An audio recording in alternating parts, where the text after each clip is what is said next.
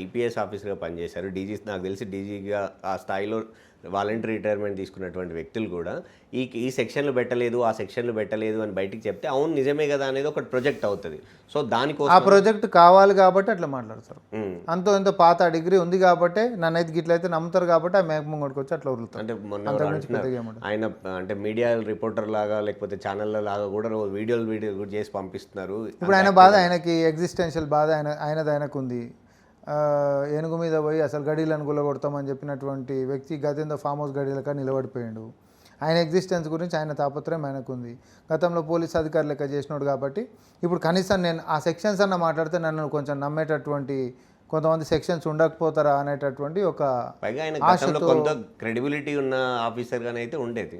అంటే విమర్శలు ఉన్నోడు లేకపోతే మంచి ఉంటే చెడు అందరికీ ఎవరికైనా కూడా అట్లా అంటే అదే కమ్యూనిటీకి సంబంధించినటువంటి వాళ్ళని ఎన్కౌంటర్లు కూడా చేసిండు అనేటటువంటిది కూడా ఉంది కదా, హెరాస్లు చేసినటువంటిది కూడా ఉంది కదా.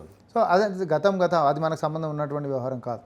సో మిక్స్డ్ ఒపీనియన్ ఉంటున్నప్పుడు ఆయన ఇట్లా నేను ఇట్లా కాదు. ఆర్ఎస్ ప్రవీణ్ ఎవరు, బీఆర్ఎస్ పార్టీ నేత, మేము గట్లా చూస్తాం. ఈ రోజుకి ఇంకా పోలీస్ అనేటటువంటి నేను ఎందుకు ఆపాదిస్తా, నాకేం అవసరం. ఆయన ఒక బీఆర్ఎస్ పార్టీ నేత, నువ్వు రాజకీయ విమర్శలు చేస్తున్నావు. సో చట్టం తన పని తాను చేసుకుంటూ పోతుంది.